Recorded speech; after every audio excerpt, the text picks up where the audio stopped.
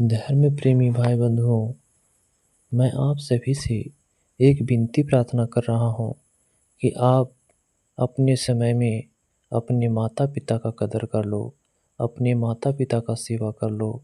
अगर अपने माता पिता का सेवा नहीं करोगे, आने वाला समय में आपका भी पुत्र आपका सहायता नहीं करेगा, आपका सेवा नहीं करेगा।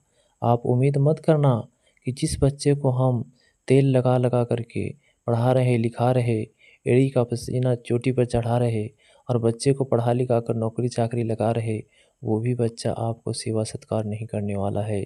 क्योंकि आपने बीज अच्छा नहीं बोया, तो आपके लिए भी आप इस बात को दिमाग में रख लेना कि जब आपने बीज अच्छा नहीं बोया, तो आप फसल अच्छा नहीं काट सकते।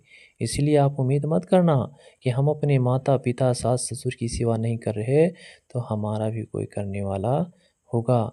उस समय आपको दुख होगा, उस समय आपको दर्द होगा कि अरे हमारा बच्चा हमें काम नहीं आ रहा। उस समय ज़रूर याद करना कि हमने भी अपने माता पिता को रुलाया था, हमने भी अपने माता पिता को सेवा नहीं किया था। मेरे बंधुओं, मेरी माताओं बहनों, मैं आपसे प्रार्थना कर रहा हूँ कि अरे जिस माँ ने तुझे इतनी उम्मीद के साथ पाला, क्या कभी आपने उसके बारे में सोचा? अरे वही माँ, आप याद करो, तेरी माँ ने तुझे 9 महीने अपने गर्भ में रखा और रखने के बाद में बहुत ही दर्द को सहा, सहने के बाद तुझे पृथ्वी पर लाई, लाने के बाद तुझे बहुत ही मेहनत से तेल लगाया और हर तरह का दवाइयाँ खिलाया कि मेरा बच्चा अच्छा से अच्छा निकले, मजबूत से मजबूत बने। आपको रोते हुए कभी नहीं देखा, आपको कभी भी रोते हुए नहीं देखा। खुद गीले में सोई, आपको सूखे में सुलाया, खुद भोजन न करके आपको मुँह का निवाला निकाल कर तुझे खिलाया। क्या उस दिन को आपने भुला दिया? ये नादानों, उस बातों को अपने जीवन में उतारने का प्रयास करो, नहीं तो आने वाला समय में बहुत रोओगे, बहुत पछताओगे। तेरी माँ ने खुद अपने सीने से दूध न पिलाकर खून को पिला-पिला करके तुझे बड़ा किया। उतना ही नहीं, अपने अंदर तुम्हारे लिए बहुत उम्मीद किया था कि बच्चा को बड़ा करके, पढ़ा-लिखा करके नौकरी-चाकरी लगा देंगे, बुढ़ापा में मेरा काम आएगा। जब तुम बुढ़ापे में अपने माता-पिता की सेवा नहीं करते हो और खाना-पीना अच्छी तरह से नहीं देते, उनका खर्च नहीं देखते हो, वही माँ रोती है और ये सोचती है कि काश अगर ये हम पहले जान गए होते कि मेरा बच्चा बुढ़ापा में काम नहीं आएगा, तो हम इस बच्चे को गर्भ में ही मार दिए होते। ये माँ के अंदर दुःख और दर्द होता है और ये पिता के अंदर भी दुःख और दर्द होता है कि ऐसा नालायक हमने कभी नहीं सोचा कि मेरा बच्चा निकल जाएगा। अगर ये हम समझ गए होते, तो हम इतना सेवा सत्कार करके और इतना बच्चा के लिए मेहनत करके धन दौलत इकट्ठा नहीं करते। ए नादानों, ज़रा सोचो और समझो, आपके लिए माता-पिता ने बहुत ही कष्ट को झेला है।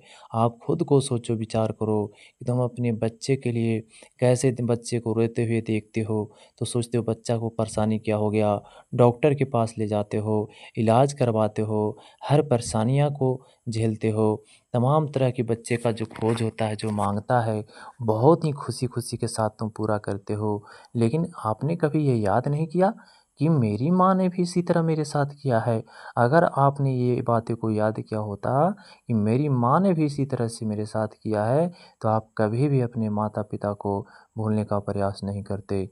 यही हमारी प्रार्थना है कि अरे जिस माँ ने तुझको इतनी उम्मीद के साथ आपको पाला है, तो आप इस बातों को अपने जीवन में रखो और दिमाग ठंडी बुद्धि से सोचो कि मेरी माँ, मेरे माता-पिता दोनों मिलकर के जब हमें इतना मदद किया है, तो हम इनकी कदर करें, इनका सेवा करें, इनका सत्कार करें।